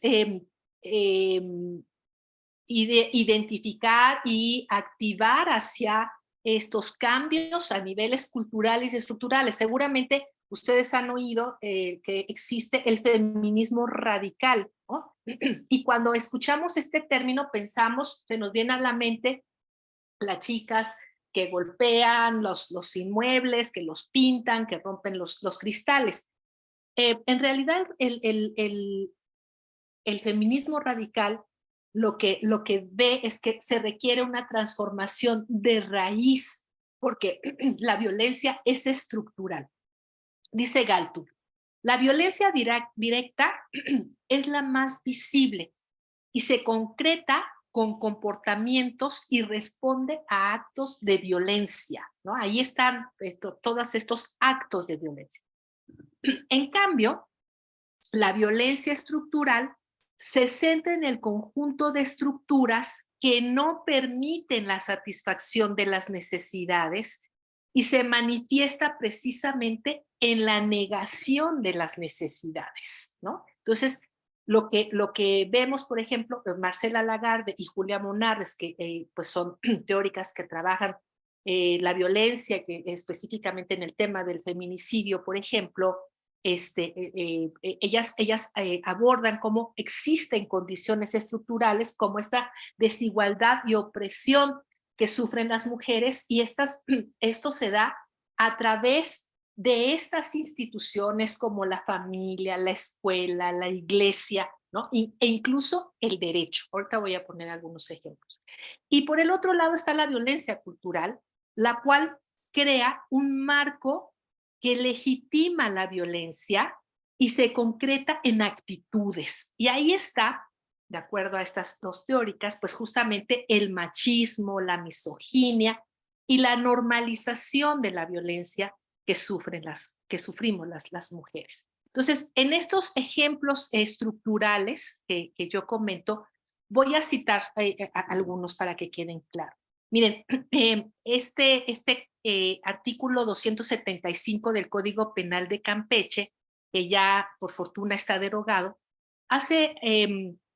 es una reminiscencia de un tipo penal que existía en España que se llamaba uxoricidio, que era casi un permiso que tenía el sujeto masculino que pensaba que su esposa le estaba siendo infiel o que la encontraba en flagrante delito para matarla, ¿no?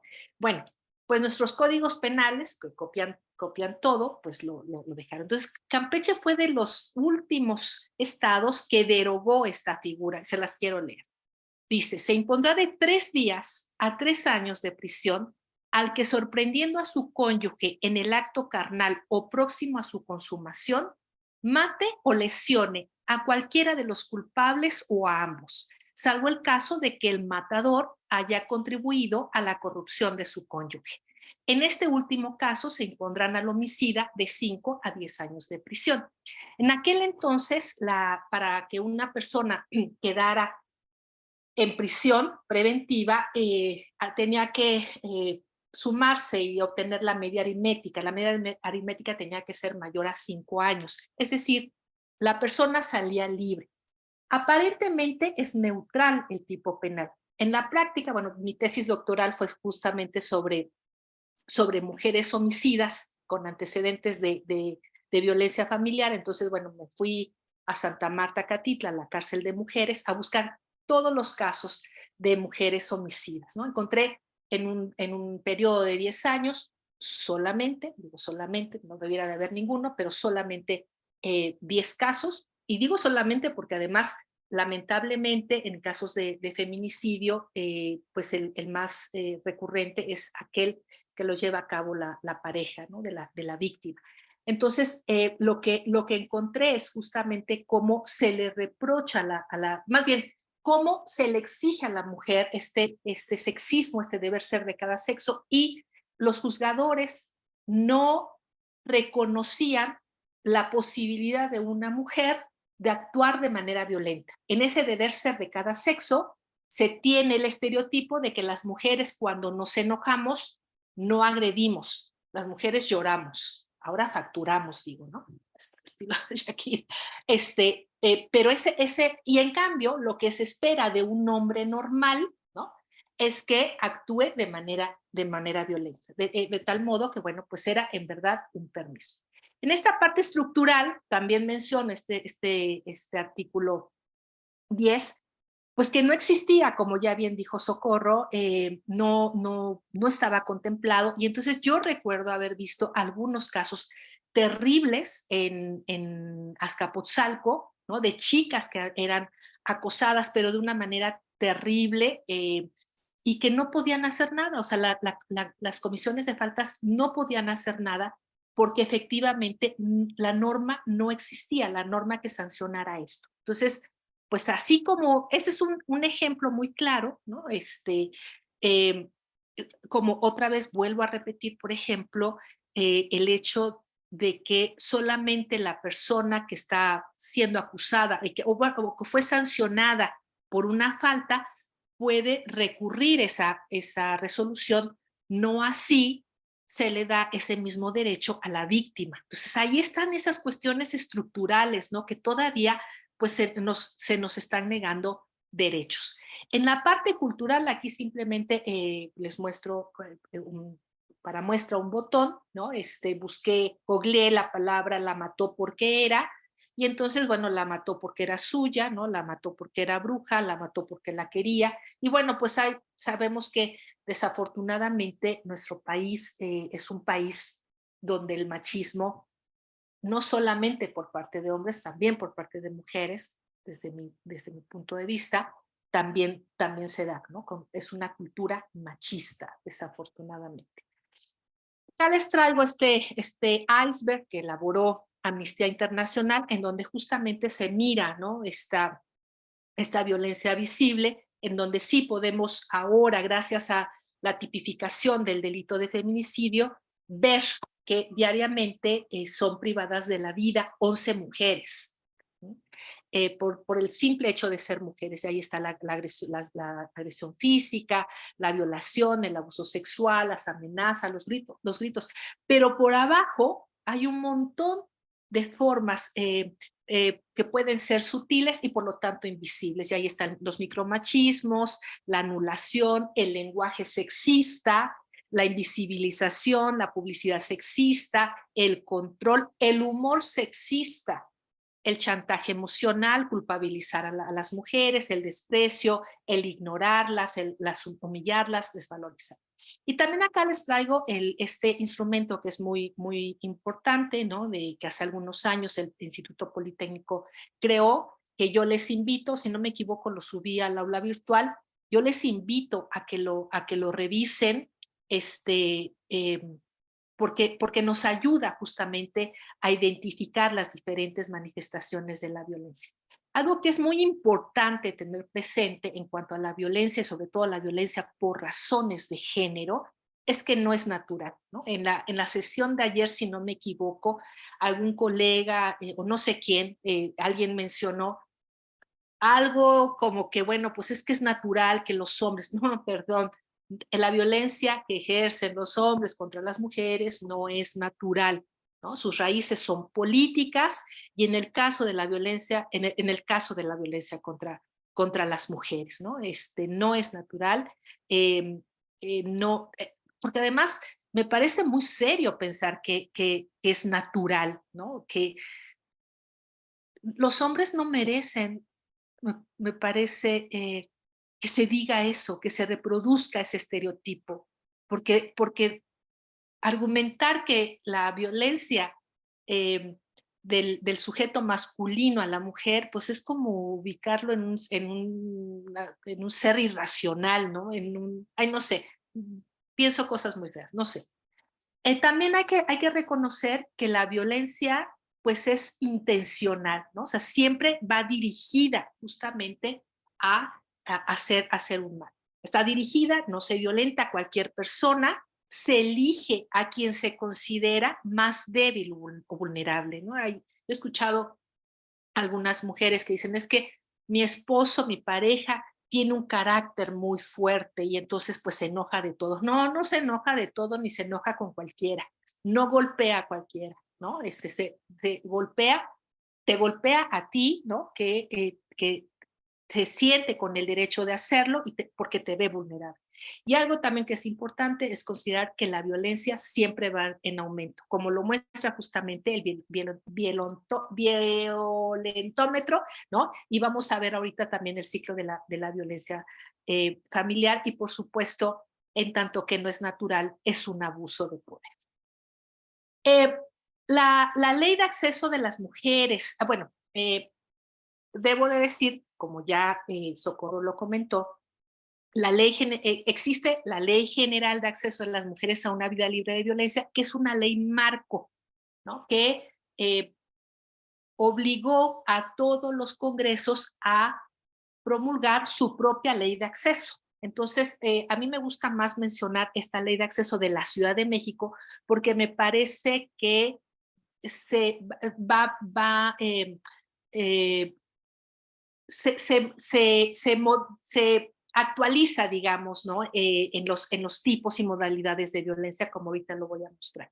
Entonces, en el artículo 3º, fracción quinta de la Ley de Acceso de la Ciudad de México, define la violencia contra las mujeres toda acción u omisión que basada en su género y derivada del uso y abuso del poder tenga por objeto o resultado un daño o sufrimiento físico, psicológico, patrimonial, económico, sexual o la muerte a las mujeres, tanto en el ámbito público como privado, que limite su acceso a una vida libre de violencia, ¿no? Es decir, pone en el centro el derecho humano de las mujeres a vivir una vida libre de violencia, ¿no? Entonces, eh, a partir de esta definición de violencia para las mujeres, se crean las modalidades y tipos.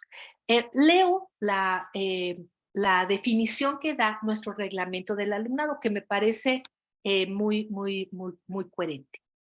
El reglamento del alumnado plantea que la violencia por razones de género es toda forma de agresión física o psicológica que se ejerce a partir de las ideas y conceptos acerca de lo que significa ser mujer o ser hombre. Se realiza mayoritariamente contra las mujeres y también afecta a los hombres que no se comportan de acuerdo con la masculinidad dominante y contra las personas de la diversidad sexual. Y no necesariamente ocurre en la universidad. Por lo tanto, afecta los principios de igualdad, inclusión y diversidad necesarios en el ambiente universitario. La prevalencia de la violencia es altísima. Cada 5 años se levanta una encuesta, la encuesta nacional de la dinámica de las relaciones en el hogar, así se llama, aunque ahora es más ampliada, ya no solamente mide la violencia dentro del hogar, sino en otros ámbitos, ¿no? La última versión fue del 2021, que se publicó apenas el año pasado, y bueno, pues resulta que 70% de mujeres mayores a 15 años dijeron haber vivido alguna forma de violencia, algún tipo de violencia a lo largo de sus vidas. O sea, imaginémonos que si aquí habemos 200 mujeres, pues 140 mujeres hemos vivido alguna vez algún tipo de violencia, ¿no? Y me parece que se queda corta todavía. A lo mejor yo digo que lo que pasa es que todavía no nos damos cuenta que la hemos vivido. Por el otro lado, en cuanto a las modalidades, ahorita las voy a explicar, pero esto es de los contextos en donde se lleva a cabo, pues vemos que la violencia más recurrente, por supuesto, es en el ámbito comunitario, ¿no? En el social. A lo largo de la vida, 45.6 mujeres dijeron haber vivido violencia. Me parece que se queda corta porque yo creo que en este país no hay nadie o casi nadie que no haya vivido algún evento de violencia. Y luego, bueno, el 39.9% violencia de pareja. O sea, es terrible.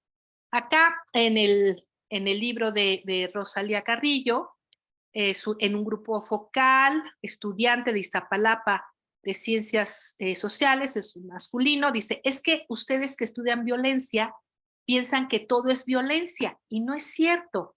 A mí me gusta llevarme pesado y eso no quiere decir que sea violento. Habemos personas que nos demostramos cariño con golpes. Eso no quiere decir que queremos hacernos daño, ¿o sí? Pues sí. Ahorita recordé hace algún tiempo que les hice a mis alumnos una encuesta, ¿no? De violencia en el noviazgo, y entonces decía, le pellizcas a tu pareja, y un alumno me dijo, profesora, ¿qué tipo de pellizcos? Le digo, no, pues los pellizcos son pellizcos, ¿no? Pero es que, le digo, a ver, ¿tú me pellizcarías? No. ¿Por qué no me pellizcarías? Porque a usted la respeto, ¿no? Entonces, ¿qué tanto efectivamente, pues, no hay respeto a veces en las relaciones de pareja? Bueno, en este cuadro lo que hice fue obtener toda la información, ¿no? Tanto de la Ley General de Acceso como de la Ley de Acceso de la Ciudad de México. Con moradito está lo relacionado, lo que está con moradito está lo que está en la Ley General de Acceso, pero si tiene doble asterisco es porque está en ambas leyes, ¿no? Y lo que está en negro solamente y tiene un asterisco es que solamente está en la Ciudad de México.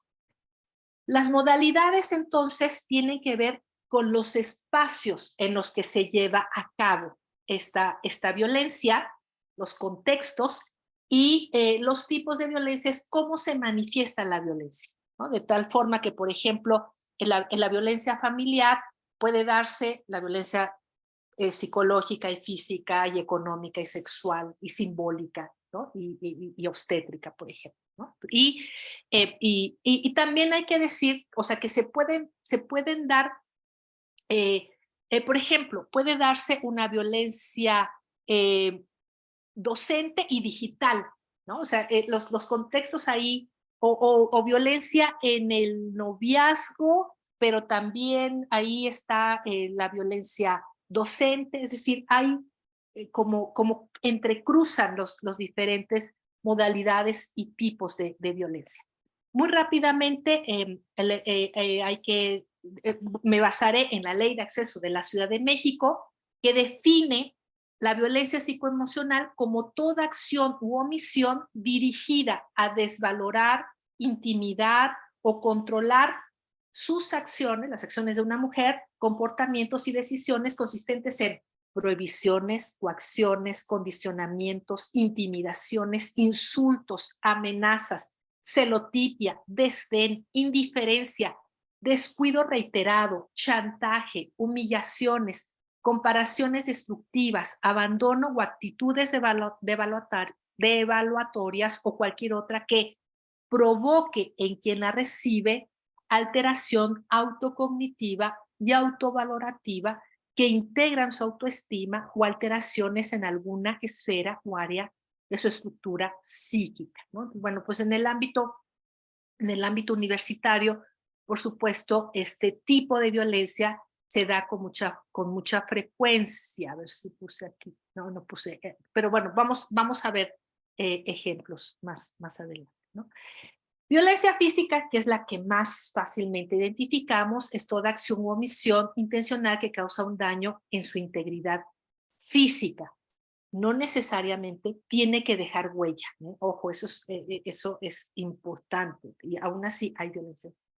Violencia patrimonial es la acción o omisión que ocasione daño o menoscabo en los bienes muebles o inmuebles de la mujer y su patrimonio, quien puede consistir en la sustracción, destrucción, desaparición, ocultamiento o retención de objetos, documentos personales, bienes, valores o recursos económicos.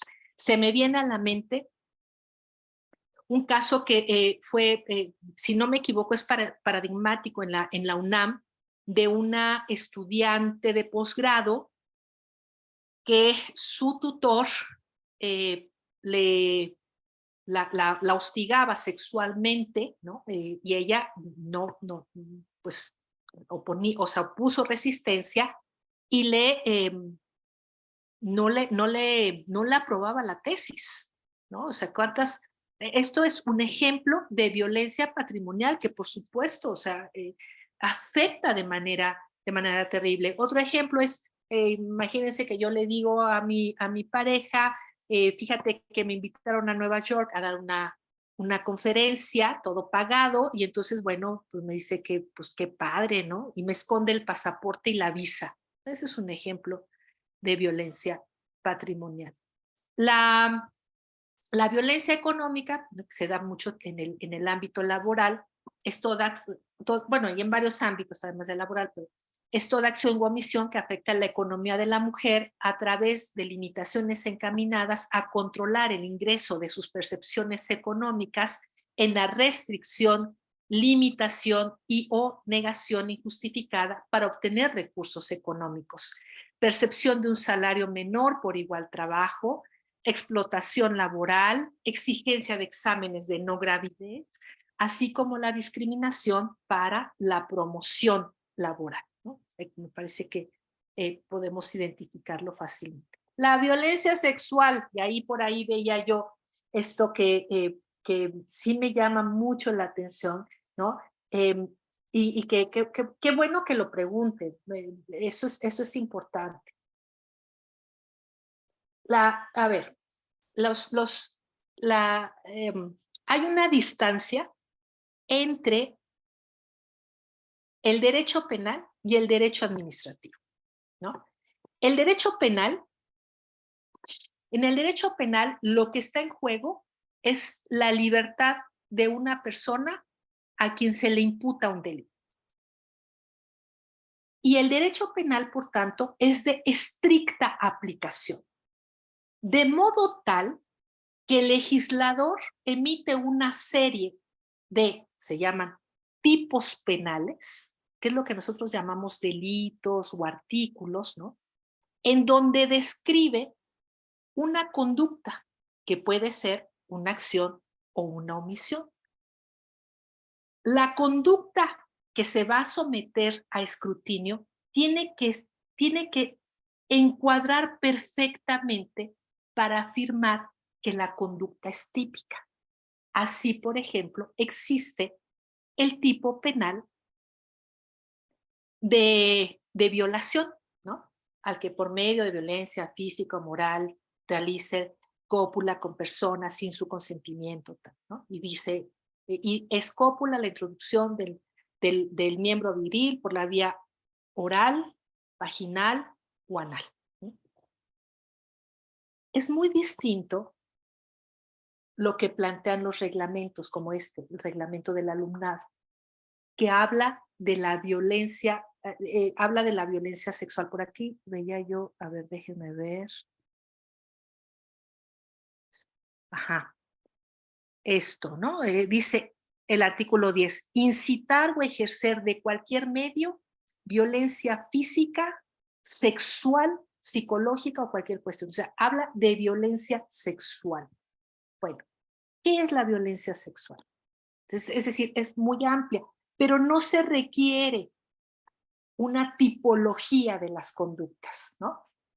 Cuando no sabemos qué es la violencia sexual, podemos justamente recurrir a la Ley General de Acceso de las Mujeres a una Vida Libre de Violencia o a la Ley de Acceso de la Ciudad de México, ¿sí? Y entonces ahí nos dice que la violencia sexual es toda acción u omisión que amenaza, pone en riesgo o lesiona la libertad, seguridad, integridad y desarrollo psicosexual de la mujer, como miradas o palabras lascivas, hostigamiento, prácticas sexuales no voluntarias. Querido Sean Connery, del más allá, que ya saben muchos que es mi novio, no quiero tener sexo contigo si no te pones condón. Es decir, ahí va, ¿no? Está pasando por mi voluntad si, no, si se lo quita, ¿no? Cuando, en el momento, por ejemplo.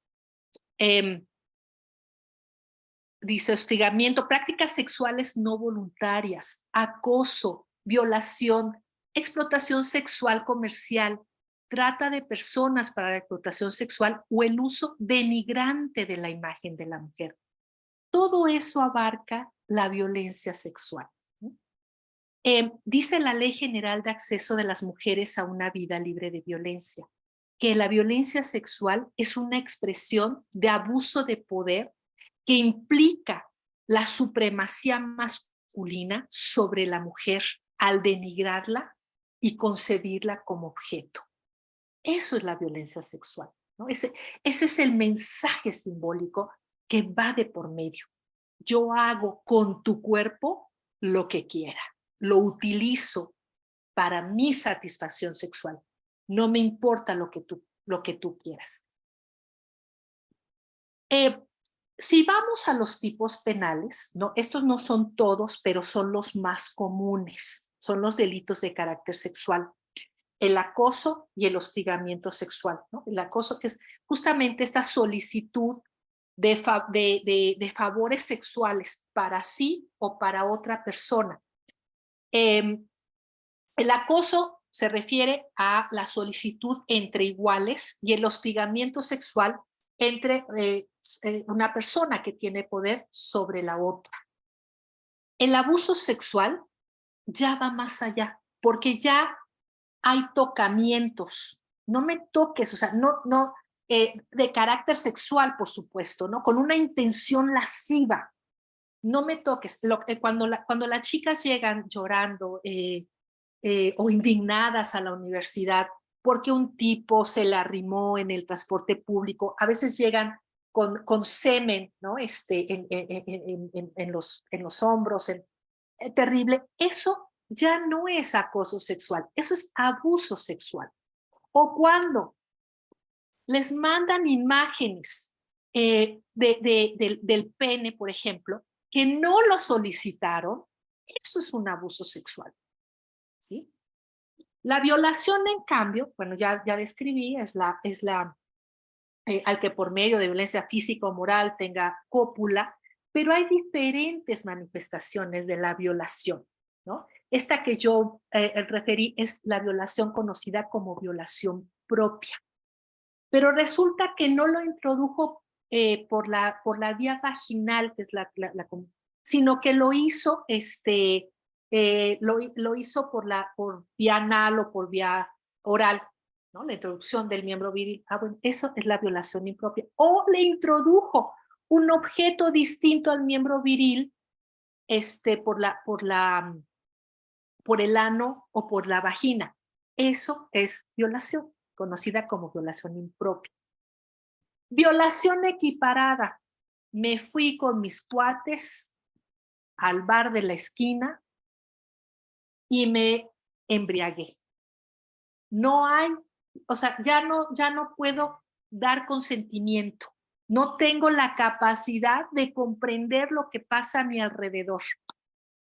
Y llega mi amigo y empieza a tocarme e incluso me lleva a la cama. Eso es violación equiparada. Yo no tengo posibilidades de dar consentimiento. Está viciado mi consentimiento. Y otro delito de carácter sexual es la violencia contra la intimidad sexual, ¿no? Que ahora se da mucho, ¿no? A través del celular, de todo esto. Acá puse, ¿no? Así actúa un maestro acosador sexual, le sonríe constantemente, le repite que es la más bonita del aula, la abraza, le invita a salir, le hace regalos, etc. En el Me Too académico del 2019, una chica denunció en Twitter. Fulano de tal, en la UAM Coajimalpa, estuvo acosándome durante 2 trimestres. Me pedía que fuera a su cubículo, según para revisar mi trabajo, y siempre me terminaba hablando de otra cosa. Me pidió mi celular y todo el día me mandaba mensajes. Siempre quería que saliéramos y todo el tiempo me negué. Alguna vez hasta me dijo, ¿tienes beca? Parece que la quieres poner en peligro. Al final, cuando se dio cuenta que no podía sacar nada, desistió. Es un tipo desagradable, engreído y con un ego gigante que solo se la pasa hablando de él. Las chicas de la UAM no merecen una persona así, ni las chicas de la UAM ni nadie, ¿no? Entonces, no tienen que encuadrar la conducta, ¿no? No tienen que ser especialistas porque efectivamente no son ministerios públicos. Simplemente revisar la definición de lo que es la violencia sexual, ¿no? Para poder identificarla plenamente. Acá también les pongo este acosómetro universitario que mi querida amiga Rosalía Carrillo elaboró, ¿no? Y también lo voy a, si no es que ya lo subí al aula virtual, porque me parece que sí es importante, ¿no? Que lo conozcamos. Aquí puse un post de la unidad de Coajimalpa que habla justamente de estas conductas que pueden constituir hostigamiento y acoso sexual de manera presencial o virtual, comentarios o preguntas con contenido sexual no deseado, insinuaciones sexuales, acercamientos excesivos, miradas y expresiones lascivas, abrazos y contacto físico sin consentimiento, imágenes de naturaleza sexual u otras imágenes que te incomodan por medio de mensajes, videos o pantallas de computadoras, piropos o comentarios no deseados acerca de tu apariencia, burlas, bromas, comentarios o preguntas incómodas sobre tu vida sexual o amorosa. Yo entiendo que son prácticas que se daban en antaño. Hoy estamos en un nuevo paradigma. Hoy no es no. También acá les traigo como muestra, ¿no? Un interrogatorio que en materia penal se aplicaba a las víctimas de violación, fíjense, de los años 70, y era aprobado por una asociación inglesa de la defensa de los derechos civiles, ¿no? Pero fíjense, para que nos demos cuenta cómo se revictimizaba, y quizás se siga revictimizando a quienes son víctimas o sobrevivientes de violencia sexual. Le preguntaban a las mujeres, ¿había tenido experiencia sexual antes de la violación? ¿Conocía a su violador? ¿Se encontró con él mientras iba caminando en un lugar desierto, público, en el que estaba usted sola? ¿Soltera, separada o divorciada? ¿Ha abortado? ¿Toma pastillas anticonceptivas o usa dispositivo? ¿Vive usted sola? ¿Ha tenido usted amantes? ¿Ha tenido usted relaciones sexuales antes del matrimonio? ¿Tiene algún hijo ilegítimo? ¿Llevaba usted falda corta o alguna blusa escotada? ¿Tomó un baño o descanso después de la violación? Es decir, ¿tomó algún tiempo para denunciar? ¿Gritó lo suficientemente fuerte para que la oyera? ¿Se sometió sin luchar para evitar lesiones? En el centro lo que se busca es encontrar si es una buena víctima, ¿no? Y me parece que también está la intención de culpabilizar a la víctima, porque la culpa es un mecanismo de control social hacia las mujeres, ¿no? Entonces, pues esto de si estaba drogada, si estaba, ¿no? Si había bebido, pues es que se lo buscó, por supuesto que tenía culpa. Y eso hay que tener mucho cuidado, ¿no? Justo en las comisiones de faltas, ¿no? Buscar, o sea, tener muy claro estos estereotipos, ¿no? Por los cuales estamos atravesados y que pensamos que Estoy recordando el caso de Lesbi, que le tocó a mi querida Socorro atender en la UNAM, ¿no?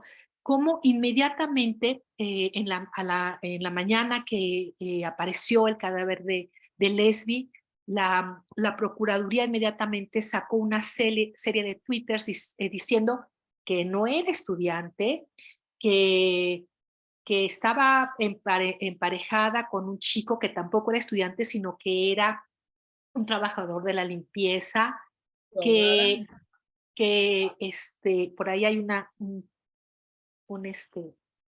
ya, gracias, que había bebido, que había consumido drogas, ¿no? En fin, una serie de cuestiones que, por supuesto, buscaban culpabilizar a Lesbi de lo que había ocurrido, ¿no? Y la culpa, pues, es la mejor arma de tortura contra las mujeres y es, en verdad, un mecanismo de control social. Yo creo que sí quiero pasar este videíto un poco para comprender lo que es el consentimiento, ¿no? Me parece, es muy cortito y entonces para eso sí nos da tiempo. Thank you. Then you know they want a cup of tea. If you say, hey, would you like a cup of tea? And they're like, I'm not really sure. Then you could make them a cup of tea or not, but be aware they might not drink it. And if they don't drink it, then, and this is the important part, don't make them drink it. Just because you made it doesn't mean you are entitled to watch them drink it. And if they say no thank you, then don't make them tea. At all. Just don't make them tea. Don't make them drink tea. Don't get annoyed at them for not wanting tea. They just don't want tea, okay? They might say, yes, please. That's kind of you. And then when the tea arrives, they actually don't want the tea at all. Sure, that's kind of annoying as you've gone to all the effort of making the tea, but they remain under no obligation to drink the tea. They did want tea, now they don't. Some people change their mind in the time that it takes to boil the kettle, brew the tea, and add the milk. And it's okay for people to change their mind. And you are still not entitled to watch them drink it. And if they're unconscious, don't make them tea. Unconscious people don't want tea. And they can't answer the question, do you want tea? Because they're unconscious. Okay, maybe they were conscious when you asked them if they wanted tea. And they said yes. But in the time it took you to boil the kettle, brew the tea, and add the milk, they are now unconscious. You should just put the tea down. Make sure the unconscious person is safe. And this is the important part again. Don't make them drink the tea. They said yes then, sure, but unconscious people don't want tea. If someone said yes to tea, started drinking it, and then passed out before they'd finished it, don't keep on pouring it down their throat. Take the tea away. Make sure they're safe, because unconscious people don't want tea. Trust me on this. If someone said yes to tea around your house last Saturday, that doesn't mean they want you to make them tea all the time. They don't want you to come around to their place unexpectedly and make them tea and force them to drink it going, but you wanted tea last week. Or to wake up to find you pouring tea down their throat going, but you wanted tea last night. But if you can understand how completely ludicrous it is to force people to have tea when they don't want tea, and you're able to understand when people don't want tea, then how hard is it to understand it when it comes to sex? Whether it's tea or sex, consent is everything. And on that note, I'm going to go make myself a cup of tea. Bueno, creo que ¿no? Muy claro justo el tema del consentimiento. Si no podemos decir si queremos, ¿no? la taza de té, pues es igual. Y el ciclo de la violencia. Espérenme, ese sí creo que sí es importante. Nada más muy rápidamente porque sí, perdón.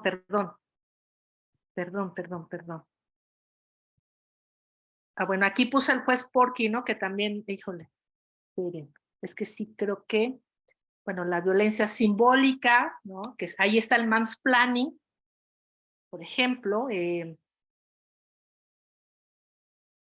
Bueno, la violencia feminicida, que es producto de las omisiones por parte del Estado.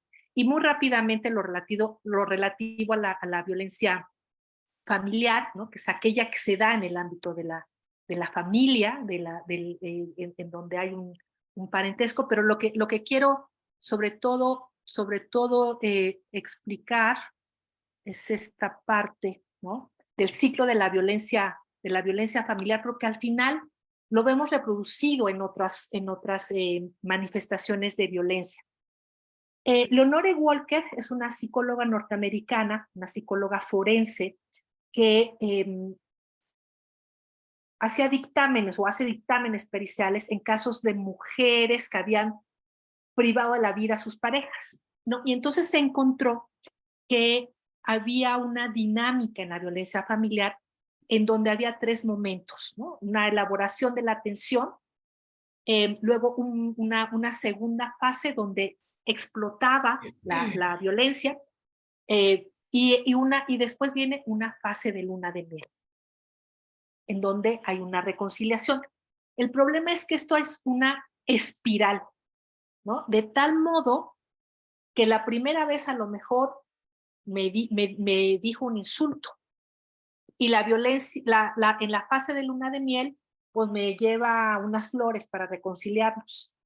Y luego vuelve a comenzar. Pero a la siguiente, probablemente ya no sea un insulto, sea un empujón. Y la fase de la luna de miel, pues ya no me va a llevar flores, me va a invitar a comer unos tacos, ¿no? Y así. Y el problema es que entonces la espiral cada vez va incrementándose la violencia, y cada vez se van haciendo más cortos los tiempos. Y eso lo digo sobre todo también como una medida, o sea, como para que tomemos en consideración que muchos de los problemas que se dan en la universidad están en torno a la violencia en el noviazgo, que actúa de la misma manera y que quizás de manera preventiva tendríamos que actuar. O sea, hay un grave problema en la violencia en el noviazgo. Hay poca información, yo no he encontrado algún diagnóstico más reciente que esta del 2007, ¿no? Pero sí, pues vemos que hay un grave problema. Y bueno, yo otra vez googleé y encontré cosas así terribles, ¿no? Mató a su novia, publicó las fotos del asesinato, tiene 20 años y mató a su novia por celos, en fin, es terrible. Es decir, lo que hay que comprender es que si no paramos la violencia, ¿no? El ciclo se va cerrando y pues llega a cosas tan graves como el feminicidio. Ahora sí,